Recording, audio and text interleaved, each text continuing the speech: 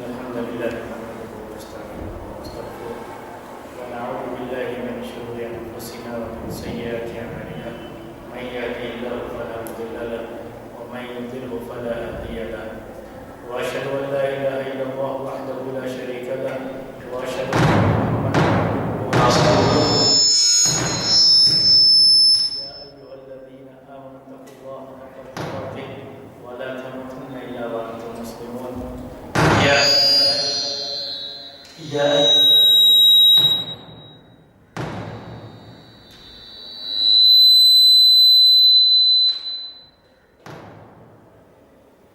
أيها الناس اتقوا ربكم الذي خلقكم من نفس واحدة وخلق منها زوجها وبث منهما رجالا كثيرا ونساء واتقوا الله الذي تساءلون به والأرحام إن الله كان عليكم رقيبا يا أيها الذين آمنوا اتقوا الله وقولوا قولا سديدا يصلح لكم أعمالكم ويغفر لكم ذنوبكم ومن يطع الله ورسوله فقد فاز فوزا عظيما أما بعد فإن خير الحديث كتاب الله وخير الهدي هدي محمد صلى الله عليه وسلم وشر الأمور محدثاتها وكل محدثة بدعة وكل بدعة ضلالة وكل ضلالة في النار. محترم بھائیوں، اصول حدیث میں بات آپ کے سامنے صحیح حدیث کے تعلق سے حسن حدیث کے تعلق سے یہ باتیں آپ کے سامنے آ چکی ہیں، اور صحیح کی جو سب سے پہلی کتاب ہے صحیح بخاری، اس کے تعلق سے بھی تھوڑی سی بات آپ کے سامنے اس سے پہلے آئی تھی، اور اسی کے تعلق سے موطا امام مالک کا بھی، مسند احمد کا بھی اور سنن دارمی کا بھی تذکرہ آیا تھا۔ میں آپ کے لیے ایک خوشخبری ہے، وہ بات میں آپ کو پہلے بیان کر دوں کہ اللہ تبارک و تعالیٰ کا لاکھ شکر ہے کہ آپ لوگوں کا یہ جو انتظام ہے، اس کے ذریعے سے اس درس سے بہت سے لوگوں کو فائدہ ہو رہا ہے۔ اس کا اندازہ اس سے ہوا کہ بہت ساری کال ہمارے پاس آتی ہیں دوسری جگہوں سے، تو ہمارے بہت سارے بھائی اس سے فائدہ اٹھاتے ہیں، جو دوسری جگہوں پر ہیں وہ فائدہ اٹھاتے ہیں۔ انہوں نے بھی جلدی ہی جو ہے پرسوں ایک صاحب جو ہے سعودی سے فون کیے تھے، یہ انڈیا کے رہنے والے ہیں پونا کے، لیکن وہ فی الحال سعودی میں رہتے ہیں، تو انہوں نے اصول حدیث کی جو بھی یہ کلاسیں ہوئی ہیں ان سب کو دیکھا ہے، اس کو سنا ہے۔ اس کے بعد انہوں نے خواہش ظاہر کی، مجھے فون کر کے کہیں سے میرا نمبر لیا اور مجھے فون کر کے یہ کہا کہ آپ کو یہ چیزیں نوٹ بھی کر دیجیے تاکہ ہم لوگوں کے لیے ایک مراجعے کے لیے بھی ایک چیز ہو جائے کہ ہم جب بھی کوئی چیز ہو تو ہم اس میں دیکھ بھی سکیں اور پڑھ بھی سکیں۔ تو یہ تو اس کے اندر موجود رہتا ہے یوٹیوب میں، لیکن ساتھ میں آپ کچھ چیزیں نوٹ بھی کر دیجیے تو اچھا رہے گا۔ تو اس سے یہ معلوم ہوا کہ کئی لوگ اس سے فائدہ اٹھا رہے ہیں اور مختلف جگہوں پر لوگوں کو اس سے فائدہ ہو رہا ہے۔ تو یہ اللہ تبارک و تعالیٰ کا کرم ہے اور اس کی مہربانی ہے۔ تو یہ چیز آپ کی یہ محنت اللہ کا کرم ہے کہ یہ محنت کوئی بیکار نہیں جا رہی ہے، بلکہ اس سے بہت سے لوگ فائدہ اٹھا رہے ہیں۔ تو اس میں ایک خوشی کی بات ہوتی ہے اور یہ اچھی چیز ہوتی ہے۔ اس کے بعد اب جو ہمارا سلسلہ شروع ہوگا حدیث کے تعلق سے، ہم نے صحیح حدیث کے بارے میں بھی جانا، حسن حدیث کے بارے میں بھی جانا۔ اب ہم شروع کریں گے کہ وہ حدیثیں جو ضعیف ہوتی ہیں، تو ضعیف حدیثیں کیوں ہوتی ہیں، کیوں ان کو ضعیف کہا جاتا ہے، حدیثوں کو ضعیف ہونے کی وجہ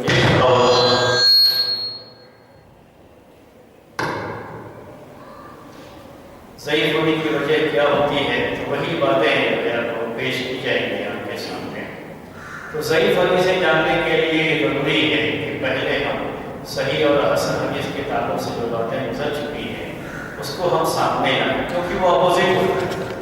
تو اصل معلوم رہے گا تو اپوزٹ بھی جاننے میں آسانی ہوتی ہے۔ تو ہم نے آپ کو تاکہ صحیح حدیث کے لیے 5 کنڈیشن یا 5 شرطیں محدثین کے یہاں ہوتی ہیں۔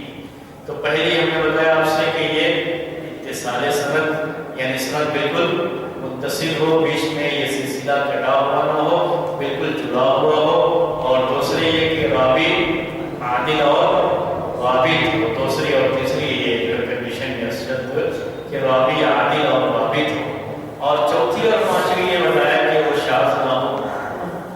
تو اسی ترتیب سے ہم ضعیف میں بھی اب آئیں گے۔ تو پہلی ہم نے کنڈیشن کیا بتائی آپ کو، اتصال سند۔ تو حدیث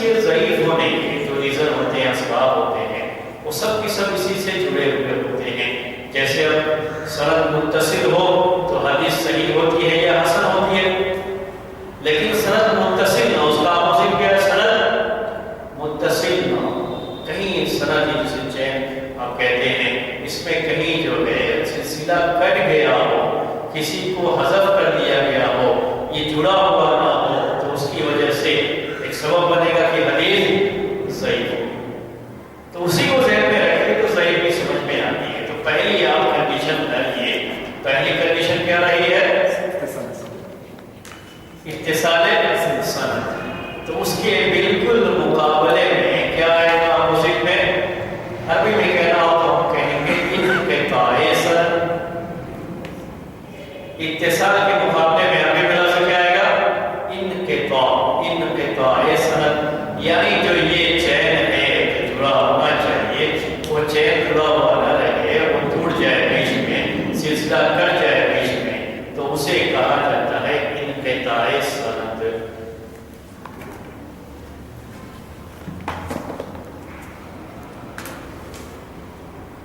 انقطاع سند اس سبب کی وجہ سے جو حدیثیں ضعیف ہوتی ہیں اس کے لیے محدثین جو الفاظ استعمال کرتے ہیں، میں چاہتا ہوں کہ پہلے آپ کے سامنے وہ بورڈ پر لکھ دیا جائے، اس کے بعد وہ چیز اس کی شرح آپ کے سامنے کی جائے گی۔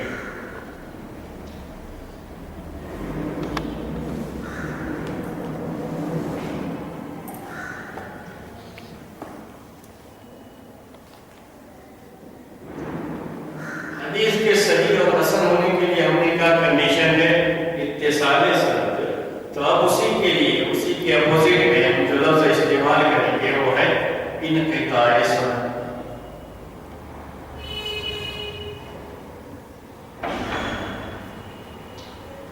یہ پہلا ریزن ہے حدیث کے ضعیف ہونے کا، جیسے یہ شرط ہے، کنڈیشن ہے کہ سند متصل ہو حدیث کے مقبول ہونے کے لیے، جو صحیح اور حسن کے درجے کو ہوتی ہے حدیث، اس کے لیے وہ کنڈیشن ہے۔ تو ویسے ہی انقطاع سند، اگر سند میں انقطاع ہے تو اس کی وجہ سے یہ کنڈیشن یہ کہا جائے گا کہ وہ حدیث ضعیف ہے۔ سند میں انقطاع، تو اس کے لیے انقطاع کہتے ہیں، اس کے لیے ہم نے کیا کہا؟ اتصال کا، اتصال جڑا ہوا ہونا، انقطاع کٹا ہوا ہونا، یہ لفظ اس کے لیے استعمال کرتے ہیں۔ سلسلہ کٹ جائے تو اسے انقطاع کہتے ہیں۔ اب یہ انقطاع سند اس کے لیے عربی میں دوسرا لفظ بھی استعمال کرتے ہیں، السقط، سین قاف کا، عربی میں یہ لفظ یہ بھی استعمال کرتے ہیں۔ اردو میں ہم سب کے لیے چاہیں تو یہی کہہ سکتے ہیں کہ سند کا جو سلسلہ ہے وہ کٹ جائے، جڑا ہوا نہ، کہیں بھی بیچ میں کٹ جائے، جڑا ہوا نہ ہو، تو اسے کہا جائے گا انقطاع سند۔ تو عربی میں یہ لفظ بھی استعمال کرتے ہیں، یہ لفظ بھی استعمال کرتے ہیں۔ کہیں یہ بالکل واضح ہوتا ہے،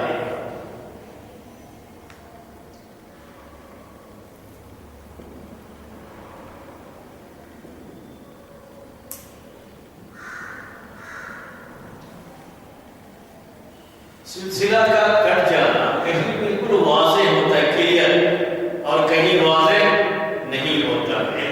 تو اس لحاظ سے اس کی دو قسمیں کی جاتی ہیں، ایک کو جلی کہتے ہیں اور دوسرے کو خفی کہتے ہیں۔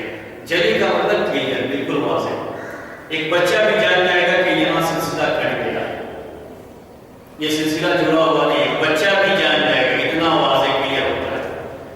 خفی کا مطلب ہے ہڈن، جسے کہتے ہیں اس میں پوشیدہ، یعنی ہر آدمی اسے نہیں پکڑ سکتا، ہو سکتا ہے وہاں سلسلہ کٹ گیا ہو، اور ہو بھی سکتا ہے کہ نہ کٹا ہو، ہر آدمی کے لیے جاننا مشکل ہے، لیکن جو مانے لوگ ہوتے ہیں وہ جان جاتے ہیں اس کو، ہر آدمی اسے نہیں جان سکتا۔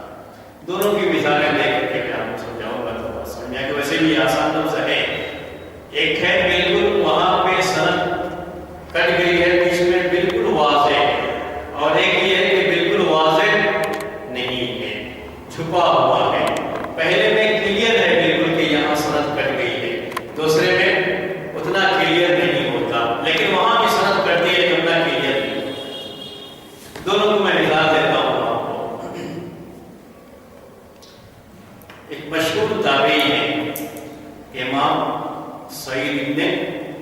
मुसय्यब, और आदमी जानता है वो क्या है?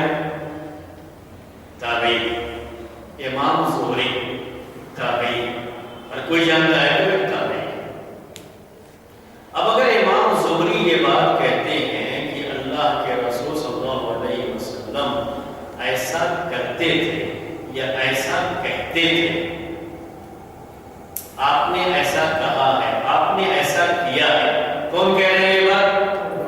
इमाम ज़ुहरी रहमतुल्लाह अलैह ये बात कह रहे हैं कि अल्लाह के रसूल सल्लल्लाहु अलैहि वसल्लम ने ऐसा कहा। वो ताबई, सब जानते हैं कि वो ताबई। ताबई का मतलब क्या होता है? कि अल्लाह के रसूल सल्लल्लाहु अलैहि वसल्लम से मुलाकात मुमकिन नहीं है। अगर मुलाकात होती तो क्या हो जाते हो? सहाबी। वो देखा नहीं है, देखे होते तो सहाबी हो गए हो। इसका मतलब है कि खुद उन्होंने अमल करते हुए नहीं देखा है, आपको कहते हुए उन्होंने खुद सुना नहीं है। अब ये कोई भी पहचान जाएगा कि यहाँ सनद कट गई है, यानी इमाम ज़ुहरी ने जो ये बात कही है तो उन्होंने खुद देखा नहीं है या खुद सुना नहीं है, बल्कि अल्लाह के रसूल सल्लल्लाहु अलैहि वसल्लम के किसी सहाबी से या किसी और ताबई से ये बात सुनी होगी तो उन्होंने बयान किया। इसको कहते हैं जली, यानी बिल्कुल वाज़ेह है ये बात कि ये यहाँ पर सनद के अंदर सिलसिला कट गया है, उसके ऊपर भी और होना चाहिए था रावी को, लेकिन वो बयान नहीं किया गया। इसको कहते हैं जली। ये बिल्कुल क्लियर है। दूसरी मिसाल ये मैंने आपको जो है एक ताबई और सहाबी ने अल्लाह के रसूल सल्लल्लाहु अलैहि वसल्लम की तरफ से बयान किया, मिसाल दिया। दूसरी मिसाल, आप दो जो है रावी फर्ज कर लीजिए, एक का नाम राशिद है और एक का नाम नाज़िल है। ये दो रावी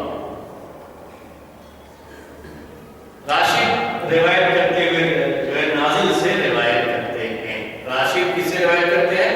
नाज़िल। सनद हमने देखी तो राशिद की रिवायत नाज़िल से, अन से रिवायत की है, उनसे रिवायत। ये नहीं कभी कहते कि मैंने सुना है, क्योंकि ऐसा कह नहीं सकते, या मुझसे बयान किया नहीं कह सकते, क्योंकि ऐसा बयान करने का मतलब क्या है? तो सुना है, फिर बीच में सिलसिला कटेगा नहीं, या तो आदमी झूठा होगा या सिलसिला कटेगा नहीं। तो मसला यह हमारे पास नहीं होता। हमारे पास क्या है कि राशिद नाज़िल से रिवायत करते हैं, लेकिन ये नहीं कहते कि मैंने सुना या मुझसे बयान किया। उसके बाद जब हम देखते हैं राशिद और नाज़िल, तो राशिद की जब पैदाइश हुई है उससे पहले नाज़िल की वफात हो चुकी है।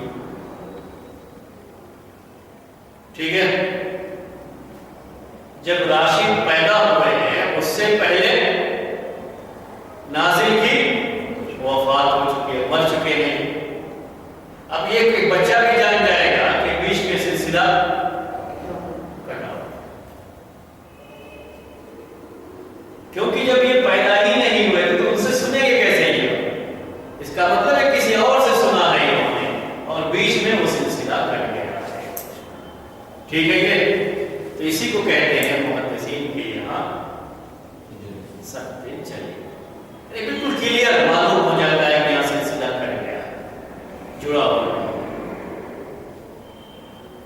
आई बात समझ में? ये बिल्कुल क्लियर है, सिलसिला कटा हुआ है, यहाँ पर जुड़ा हुआ नहीं है, बिल्कुल वाज़ेह है।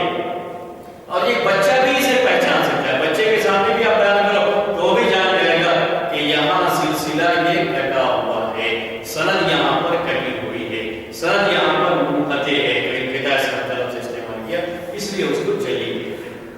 अब इसको देखिए खफी यानी पोशीदा, इतना क्लियर नहीं है, ये हर कोई पहचान नहीं सकता। देखिए इसकी मिसाल क्या है, यही राशिद और नाज़िल की। राशिद नाज़िल से रिवायत करते हुए कहते हैं अन नाज़िल, इसका मतलब होता है नाज़िल से रिवायत है, मैंने सुना है ये नहीं बयान करते, या मुझसे बयान किया उन्होंने ये नहीं कहते, सिर्फ क्या कहते हैं? नाज़िल से रिवायत है, राशिद ने ये बयान किया। उसके बाद अब मुहद्दिसीन देखते हैं कि ये दोनों एक जमाने में है या नहीं। जैसे भी मैंने पहले मिसाल में आपको कहा था, तो ये एक जमाने में नहीं है, पहले मर चुके थे, ये बाद में पैदा हो गए, तो वहां तो बिल्कुल मालूम हो गया कि ये बिल्कुल वाज़ेह और क्लियर। दूसरा ये होता है कि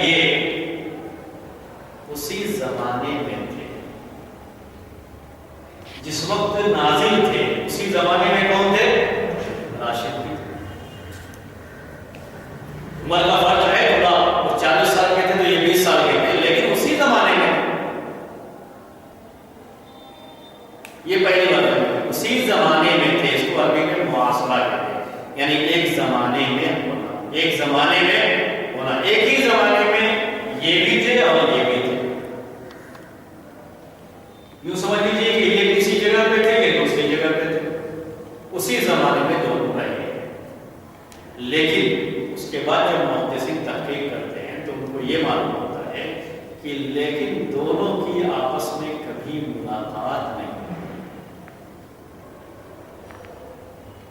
دونوں کی آپس میں کبھی ملاقات نہیں ہوئی. اب جب دونوں کی آپس میں کبھی ملاقات ہی نہیں ہوئی، زمانہ ایک ہی رہا ہے لیکن ملاقات نہیں ہوئی ہے، تو اس سے بھی یہ پتہ چلتا ہے کہ بیچ میں کوئی اور ہے. یہ سلسلہ بیچ میں کٹا ہے. ڈائریکٹ راشد نے ناظم سے یہ بات نہیں سنی ہے، کسی اور سے سنی ہے. وہ کون ہے اس کے بارے میں پتا. اسی کو کیا کہتے ہیں؟ خفی. یہاں کوئی نہیں پہچان سکتا. اس میں بڑی تحقیق کرنی پڑتی ہے دونوں کی ملاقات ہوئی ہے یا نہیں ہے. اگر ملاقات نہیں ہوئی ہے تو یہ حدیث انہوں نے ان سے سنا تھا یا نہیں سنا تھا، وہ تحقیق کرنی پڑتی ہے. تحقیق کے بعد معلوم ہوتا ہے کہ یہاں کہیں سند کٹی ہوئی تو نہیں ہے. تو تحقیق کے بعد یہ چیز معلوم ہوتی ہے. اسی لیے کہتے ہیں اس کو یہ کیا ہے؟ پوشیدہ ہے. خفی یعنی پوشیدہ ہے. ہر کوئی ایسے ہی سنتے ہی نہیں کہہ سکتا. پہلے جو میں نے کہا کہ راشد اور نازل دونوں ایک زمانے میں نہیں تھے، تو ایک بچہ بھی کہہ گیا کہ بیچ میں سلسلہ کٹ گیا. وہ بالکل صحیح ہے. یہ سمجھانے کے الفاظ میں نے آپ کو یہ مثال دی. تو کہتے ہیں ایک کو جلی اور دوسرے کو کہتے ہیں خفی. اس کے بعد انقطاع جو جلی ہے اس کی پھر 4 قسمیں ہوتی ہیں.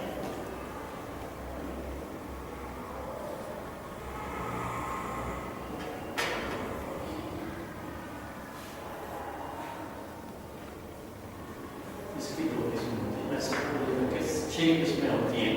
ایک ساتھ ایک ترتیب میں لکھ دیتا ہوں.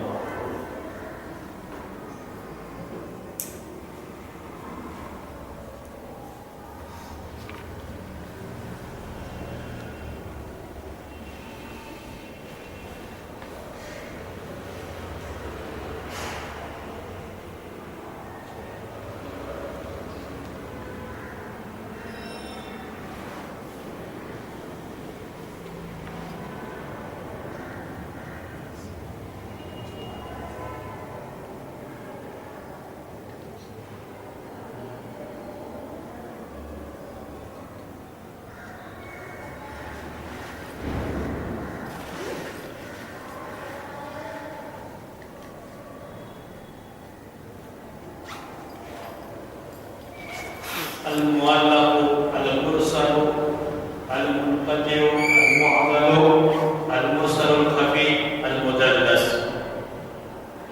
یہ 6 قسمیں ہوتی ہیں اس کی، دونوں کی ملا کر کے. پہلے کی 4 قسمیں، دوسرے کی 2 قسمیں. سب کو ترتیب سے ملائیں گے کہ یہ پوری 6 قسمیں ہوتی ہیں. اگر سند میں کہیں انقطاع ہو، سند منقطع ہو جائے، بیچ میں سلسلہ کرتا ہے، جو حدیثیں صحیح بنتی ہیں اس کی وجہ سے وہ یہ 6 قسموں میں آتی ہیں. اب یہاں سے ہر ایک قسم کے بارے میں آپ کے سامنے بات آئے گی. اب تک یہ سب چیزیں صرف ایسے ہی تھی، لیکن اصل اب یہاں سے باتیں آئیں گی آپ کے سامنے.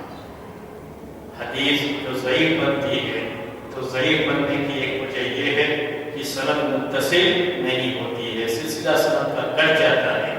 تو جو سند کا سلسلہ کٹنے کی وجہ سے حدیث صحیح بنتی ہے وہ یہ 6 قسمیں ہیں: معلق، مرسل، منقطع، معضل، مرسل خفی، مدلس.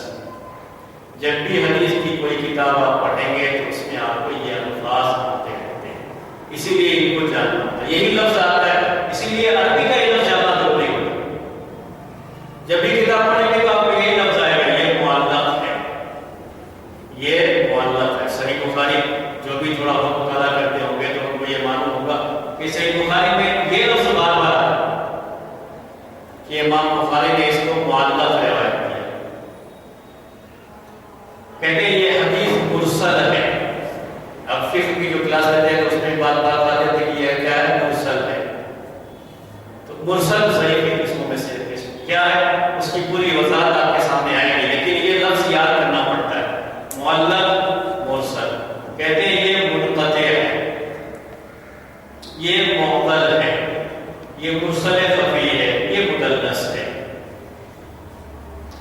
تو یہ 6 قسمیں آتی ہیں۔ حدیث جب ضعیف ہوتی ہے سند میں انقطاع کی وجہ سے تو اس کی وجہ سے یہ 6 قسمیں اس کی بنتی ہیں۔ یہ الفاظ یاد رکھنے ہوتے ہیں، معلق، مرسل، منقطع، معضل، مرسل خفی، مدلس۔ بار بار پڑھتے جائیں تو ذہن میں بیٹھ جاتے ہیں۔ معلق، مرسل، منقطع، معضل، مرسل خفی اور مدلس۔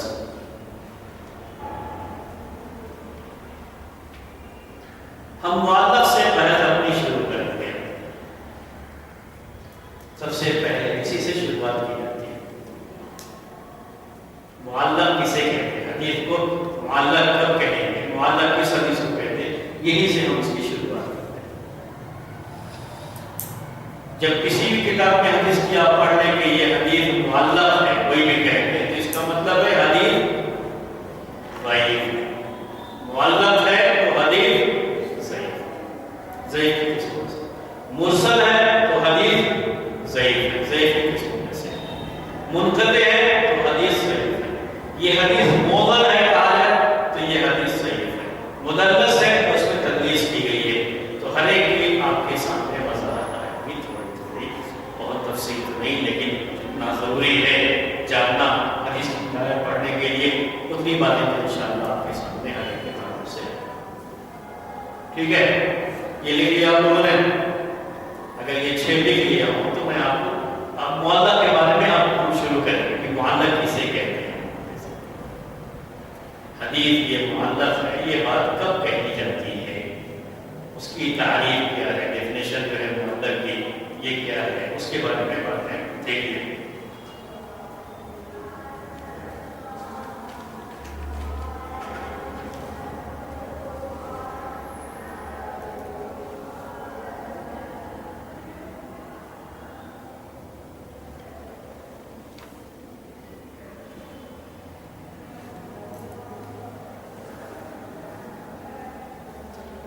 المعلق عربی زبان میں المعلق، التعلیق لفظ یہ اسی سے یہ اس میں مفعول کہلاتا ہے عربی زبان کے لحاظ سے۔ المعلق التعلیق، تعلیق باب تفعیل کا مصدر ہے عربی زبان کے لحاظ سے۔ میں تو صرف معنی آپ کو بیان کروں گا اس کا۔ تعلیق کے معنی عربی میں ہوتے ہیں لٹکانے، تعلیق کے معنی لٹکانا، ہینگ کرنا جسے انگلش میں کہتے ہیں، وہ اس کا معنی ہوتا ہے تعلیق۔ ٹھیک ہے، تعلیق کا اصل معنی یہ ہوتا ہے، میں آپ کو دیکھا اس میں آپ کو مثالیں دے رہا ہوں مسجد کے اندر، یہ فین دیکھ رہے ہیں آپ، لائٹیں دیکھ رہے ہیں، ان سب کو عربی میں کیا کہا جائے گا؟ تعلیق۔ یہ سب معلق ہے۔ معلق کا معنی لٹکا۔ گھڑی ہے دیوار پہ جو لگی ہے اسے بھی کہا جائے گا معلق، لٹکی ہوئی۔ اب آپ بتائیے یہ فین ہے، یہ لائٹیں ہیں، وہ جو ہے گھڑی ہے، اسی طریقے سے دیکھیے وہ بیچ بیچ میں اوپر لگے ہوئے ہیں، کچھ جو ہے کمرے کی شکل میں جو لگے لٹکے ہوئے ہیں، یہ سب ہے۔ ان سب میں کامن چیز کیا ہے آپ خود سوچ رہے ہیں؟ ایک سنگل پوائنٹ، چھت سے جڑے ہوئے لیکن نیچے اوپر سے جڑے ہوئے نیچے سب میں کامن کیا ہے کہ یہ اوپر سے جڑی ہے اور نیچے سے جڑی ہوئی ہے۔ تو تعلیق کے معنی عربی میں اصل یہی ہوتے ہیں کہ ہر وہ چیز جس کو کہیں اوپر سے آپ جوڑ دیں اور نیچے سے جڑی ہوئی نہ ہو تو تعلیق نہ ہو۔ اب یہ کرسی کو ہم تعلیق نہیں کہہ سکتے، کیوں؟ اوپر سے یہ نیچے سے، میز کو نہیں کہیں گے اس لیے کہ یہ نیچے سے جڑی ہے۔ اس کے مقابلے میں فین یہ اوپر سے جڑا ہے، نیچے سے جڑا ہوا نہیں ہے۔ گھڑی دیوار میں جہاں ہے وہاں سے جڑی ہے، نیچے سے جڑی ہوئی نہیں ہے، تو اسے تعلیق نہیں کرتے۔ تعلیق میں اہم بات یہ ہے کہ اوپر سے جڑتی ہے اور نیچے سے وہ جڑی ہوئی نہیں رہتی ہے، تب اسے تعلیق کہتے ہیں، ورنہ تعلیق نہیں کہتے۔ یہ ہینگ کہنا جو لٹکانا جو تبھی کہہ سکتے ہیں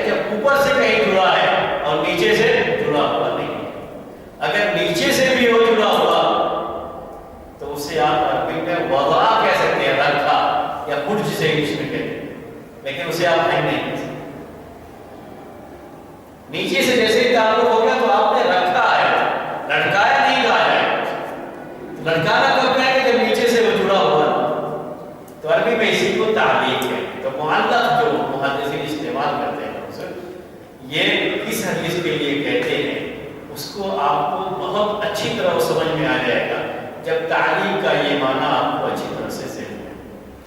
तो हमेशा याद रखिए तालीक में क्या होता है, ऊपर से जुड़ा हुआ और नीचे से कटा हुआ, ये तालीक होता है। मुअल्लक़ किसे कहते हैं मुहद्दिसीन के लिए, जिस हदीस में सनद ऊपर से जुड़ी होती है नीचे से कटी होती है, वही तालीक का लफ्ज़ है, वही है ऊपर से जुड़ी है नीचे से कटी है। अब बताइए ऊपर क्या होगा, अल्लाह के रसूल सल्लल्लाहु अलैहि वसल्लम, ये ऊपर का हिस्सा सनद में हमेशा मान लीजिए ये ऊपर का हिस्सा जो अल्लाह के रसूल सल्लल्लाहु अलैहि वसल्लम से जुड़ता है उसे ऊपर का हिस्सा कहता है। नीचे का हिस्सा जो किताबें लिखने वालों से जुड़ता है उसे नीचे का हिस्सा कहा जाता है। अब मैं आपको देखिए बोर्ड पे मिसाल दे रहा हूँ।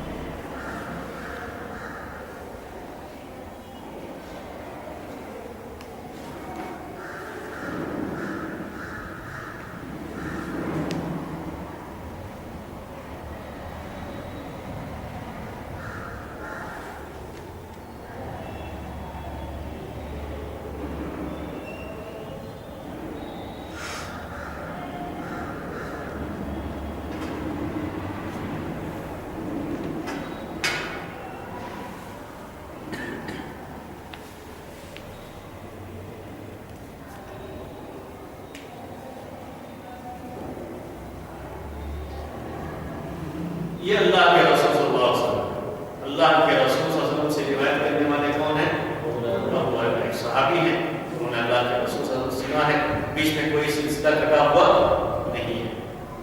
उनसे सईद इब्न मुसय्यब रिवायत करते हैं, मशहूर ताबई है, बड़े ताबई में से हैं, उनके दामाद भी रहे हैं, तो बीच में कोई सिलसिला कटा हुआ नहीं है, एक ही दौर के। इनसे रिवायत करते हैं सालिह बिन कैसान, ये भी एक ताबई है, एक ताबई दूसरे ताबई से रिवायत कर रहे हैं, कोई सिलसिला कटा हुआ नहीं। इमाम ज़ुहरी इनसे रिवायत कर रहे हैं, ये भी एक ताबई। इमाम ज़ुहरी के बाद नीचे कोई रावी नहीं है, आखिर में कौन आते हैं,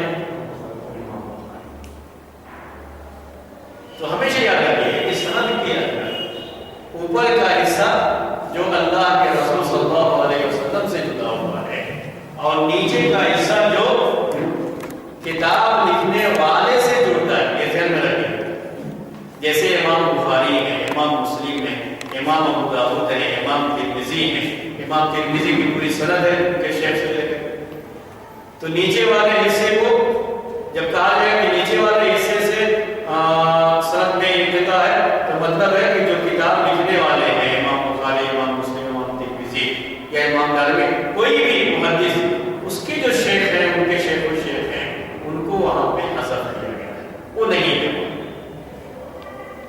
तो सिलसिला अगर नीचे से करता है तो उसी को क्या कहते हैं, तालीक कहते हैं, उसी हदीस को मुअल्लक़ हदीस कहते हैं। ये हदीस मुअल्लक़ है। ये लफ्ज़ आप सुनते रहे कि इमाम बुखारी ने इसे मुअल्लक़ रिवायत किया है, ऐसे ही लिखा जाता है। क्या लिखा जाता है, इमाम बुखारी ने इसे मुअल्लक़ रिवायत किया है, इमाम मुस्लिम ने इसे मुअल्लक़ रिवायत किया है, इमाम अबू दाऊद ने इसे मुअल्लक़ रिवायत किया है।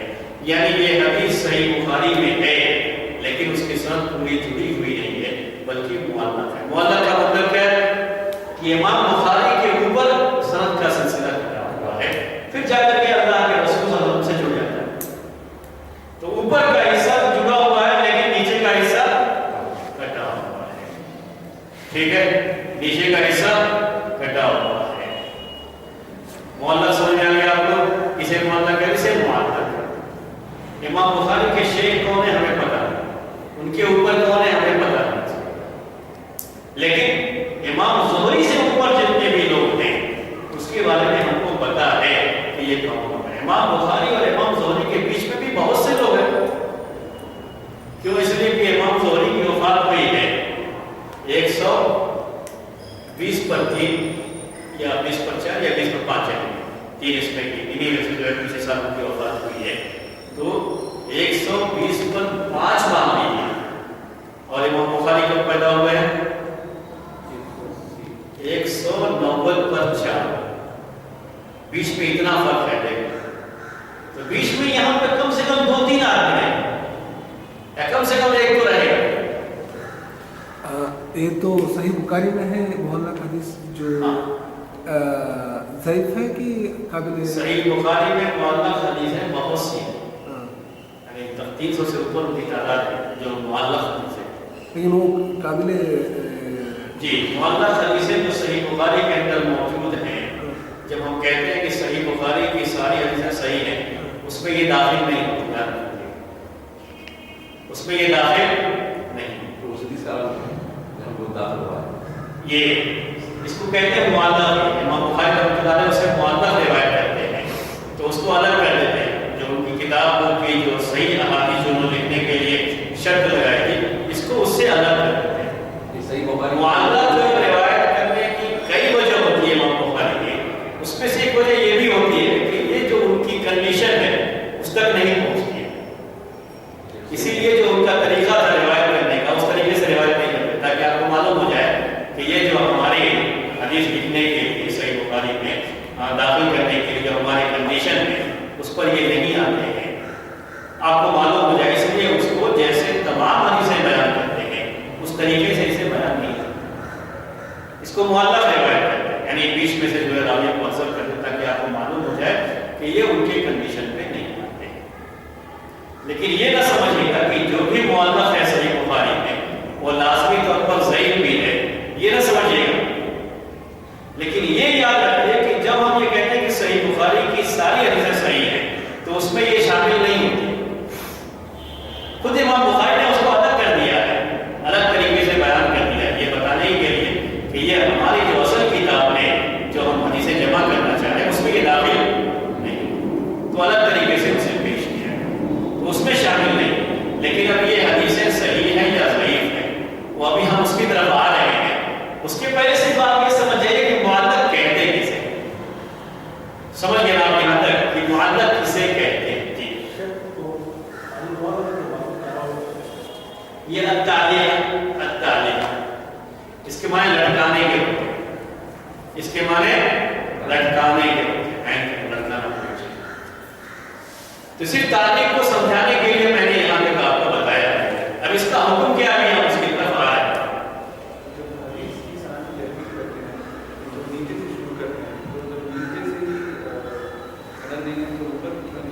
یہ بھی یاد رکھیے کہ ہم جب تحقیق کرتے ہیں تو کہاں سے شروع کرتے ہیں وہ بھی جو ہے جب بھی تحقیق کرتے ہیں تو یاد رکھیے اوپر سے شروع کرتے ہیں. جب بھی تحقیق کریں گے تو کہاں سے شروع کریں گے؟ اوپر سے. یعنی سب سے پہلے صحابی. جب یہ معلوم ہو جائے کہ وہ صحابی ہے تو کافی ہے، پھر اور تحقیق کی ضرورت. صرف صحابی ہو جانا، یہ معلوم ہو جائے کہ یہ صحابی ہے تو کیا ہے؟ کافی. اب اس کے بعد سے شروع کرتے ہیں کون، یہ کیسے، ان سے انہوں نے صحابی سے ملاقات ان کی ہوئی تھی نہیں ہوئی تھی، کیا تھا. یہ اگر ہمیں یہی معلوم ہو جائے، مثال میں دے رہا ہوں، یہی معلوم ہو جائے کہ جو ابو ہریرہ سے روایت کر رہے ہیں وہ بالکل ضعیف ہیں، تو نیچے کی تحقیق کی ہمیں ضرورت ہی نہیں. وہی حدیث ضعیف ہو گئی، مسئلہ ختم ہو گیا.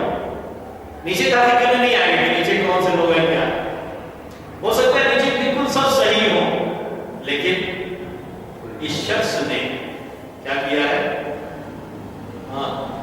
حدیث کو پڑھ کر کے بیان کیا تھا، بعد میں یہ نیک لوگ جو اس سے روایت کرتے ہوئے اس کو روایت کرتے. لیکن اصل یہ نیچے خرابی پیدا ہوئی. تو میں صرف یہ بتانے کے لیے کہ تحقیق کی شروعات کہاں سے ہوتی ہے؟ اوپر سے ہوتی ہے، نیچے سے نہیں ہوتی ہے.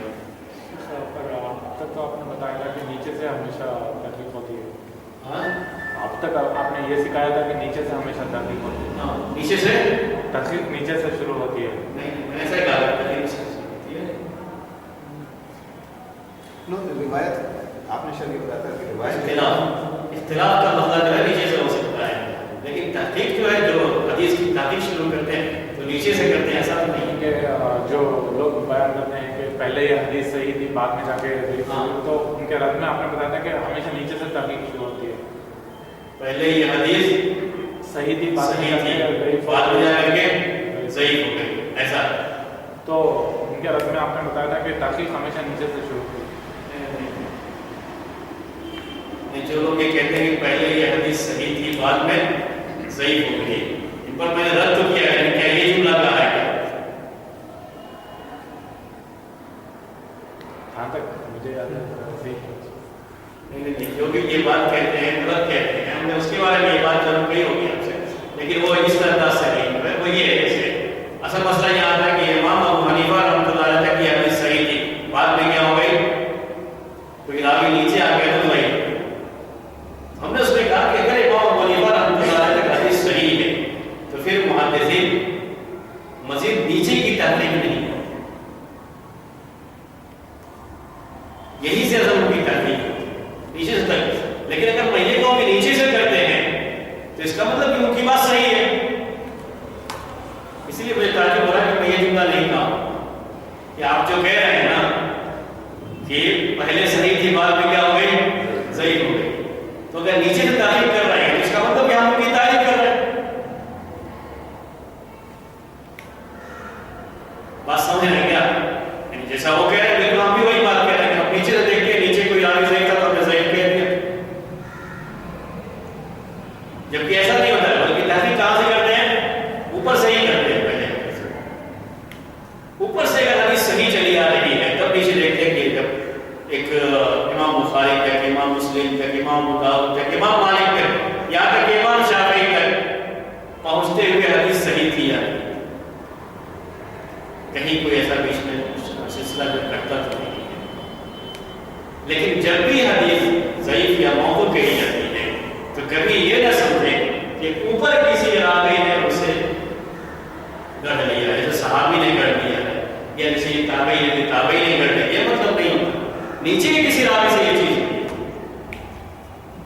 شاید آپ نے ایسے بتایا تھا، نیچے اگر دیکھیں گے اگر وہ شخص جھوٹا نکلے گا تو اوپر تحقیق کرنے کی ضرورت نہیں ہے، کیونکہ وہ شخص نے گڑھ لیا ہوگا اوپر ایسے ہی چینج۔ ہاں ایسا ہوتا ہے، یہ ہوتا ہے کہ اگر کوئی راوی جو ہے بالکل جو ہے ہم کو یہ مان لگا کہ ایک راوی بالکل کیا ہے جھوٹا، تو اب یہ پورے کے پورے یہاں تک سب کی سب جو ہے صحیح ہے، تو ان کا صحیح ہونا یہ کافی نہیں ہے، ہم یہ مانتے ہیں کہ اسی نے کیا کیا ہے کہ سند بھی کر لیا، ہاں یہ بات ہے، لیکن ہم وہاں تک پہنچتے کب ہیں جب یہ تحقیق کرتے ہم جاتے ہیں یہ پورے کے پورے بالکل جو ہے ثقہ قابل اعتماد راوی ہیں، کوئی شبہ نہیں، ان کے بعد ہمیں کوئی ایک شخص مل گیا جو کذاب ہے،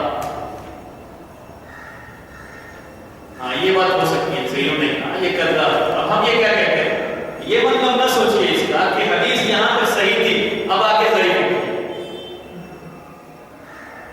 بلکہ یہ حدیث ہم کہتے ہیں من گھڑت ہے، اسی راوی نے یہ پوری سند بھی کر لیا، لیکن تحقیق کی شروعات یہاں سے نہیں ہوتی، تحقیق کی شروعات تو اوپر ہی سے ہوتی ہے،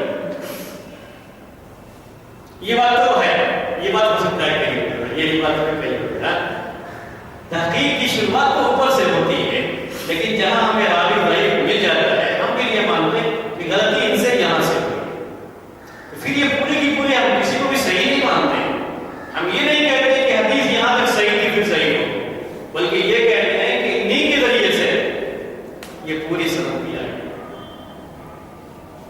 یہ پوری کی پورے جو سلسلہ ہی غلط ہے یہ نہیں کہ یہ لوگ ضعیف ہیں بلکہ پورا سلسلہ غلط ہے، بہرحال فی الحال اس میں نہ جائیے، ہم کیا سمجھا رہے ہیں تعلیم کے بارے میں، محلہ کے بارے میں، اسی میں فی الحال جو ہے ذہن لگائیے، تو اب اس کے بعد میں یہ دیکھیے چیزوں کو، آپ جو بھی چیزیں لگتی ہوئی ہیں ان کو دیکھیے، کیا سب ایک ہی جیسی ہیں یا کچھ الگ الگ بھی ہیں؟ الگ الگ جس اللہ سے چاہ رہا ہوں اس اللہ سے الگ الگ،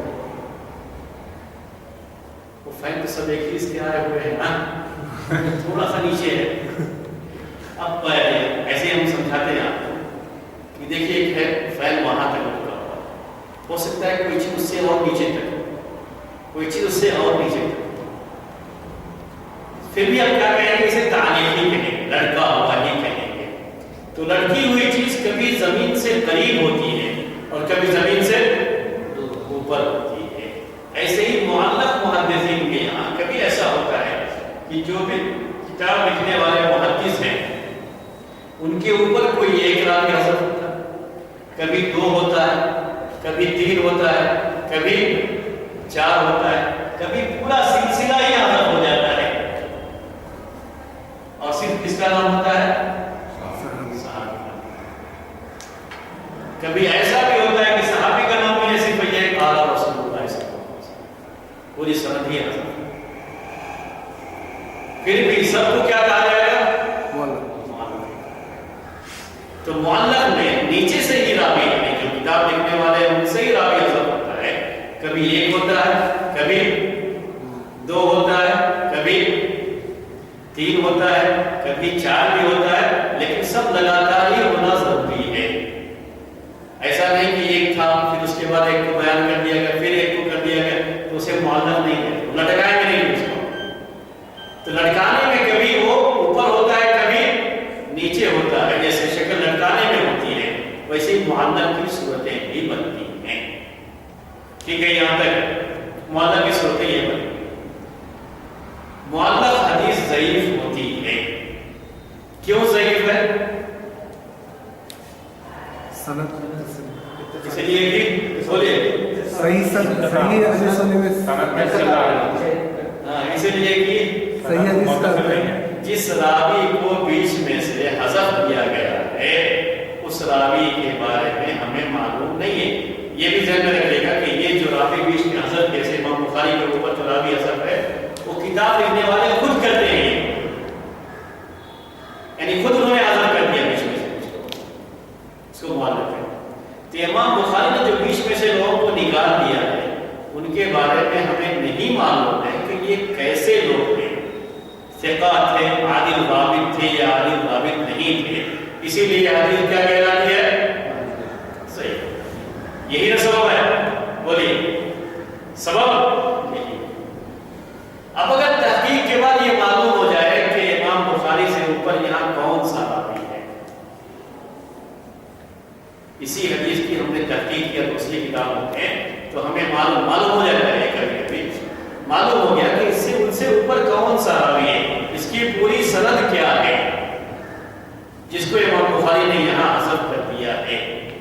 اور سب کی سب راوی ہم کو بالکل ثقہ ملے, یعنی عادل اور ضابط ملے, تو حدیث اب کیا ہو جائے گی؟ صحیح ہو جائے گی. تو معلق کے ضعیف ہونے کی وجہ کیا ہے؟ جس راوی کو حذف کر دیا گیا ہے اس کے بارے میں ہمیں معلوم نہیں.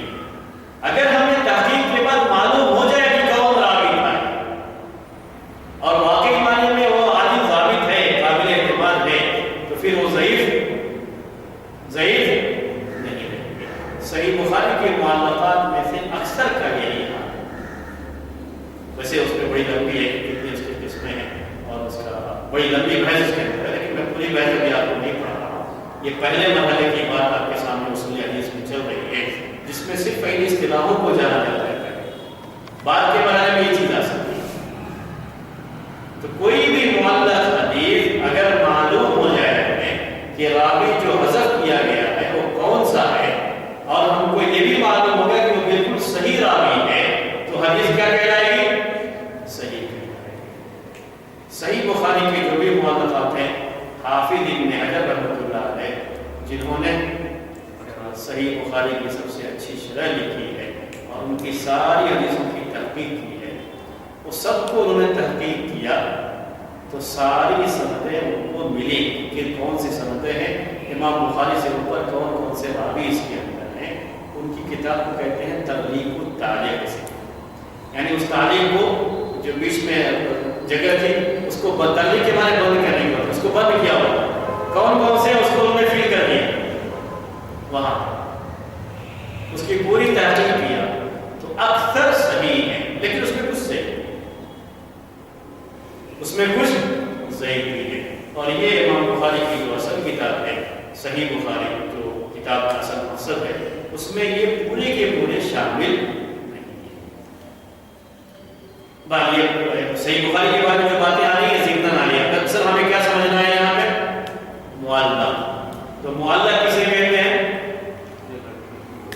جس حدیث کی سند میں کتاب لکھنے والے محدث سے اوپر ایک یا ایک سے زیادہ راوی کیا ہو جائے، حذف ہو جائے، اسے معلق کہتے ہیں۔ تو اوپر سے سلسلہ جڑا ہوتا ہے اور نیچے سے سلسلہ کٹا ہوتا ہے تو اسے معلق کہتے ہیں۔ ٹھیک ہے یہ بس یہی ہے معلق، یہ ذہن میں رکھتے اسی کو معلق کہتے ہیں اور کچھ بھی نہیں۔ اوپر سے یعنی اللہ کے رسول صلی اللہ علیہ وسلم سے سلسلہ جڑا ہوتا ہے اور جو محدث ہیں ان کے اوپر وہ سلسلہ کٹا ہوا ہوتا ہے تو اسے معلق کہا جاتا ہے۔ جب بھی کبھی بھی حدیث کے بارے میں کہا ہے کہ یہ حدیث معلق ہے تو یقین مانیے کہ چاہے امام بخاری، چاہے امام مسلم، امام ابو داؤد، امام ترمذی، یہ جو حدیث کے لکھنے والے محدثین ہیں ان میں سے کسی نے اپنی کتاب میں اس کی سند کو کاٹ کر کے پیش کیا۔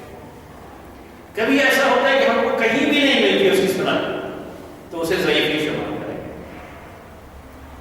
اور اسی کو ضعیف کہا جائے گا۔ یہ معلق ضعیف قسموں سے ایک قسم۔ فی الحال آج کے لیے اتنا درس آپ کے لیے کافی ہے اصول حدیث